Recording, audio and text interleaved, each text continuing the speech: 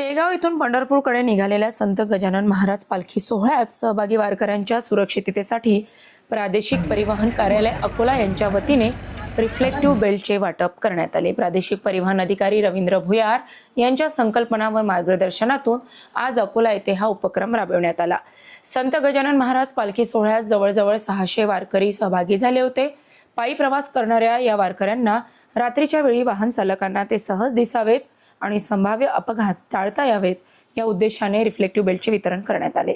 Road safety विजनद्वारे जनजागृती या उपक्रमादरम्यान road safety vision या विशेष वाहनाद्वारे वारकरी नागरिकांना रस्ता सुरक्षिततेबाबत जनजागृती करण्यात आली।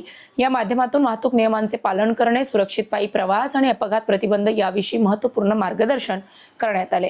या कार्यक्रमात मोटार वाहन निरीक्षक त्रिवेणी गालिंदे, मनोज शेळके, वाहन चालक गजानन सुलताने व गौतम अरकराव यांनी सक्रिय सहभाग घेतला।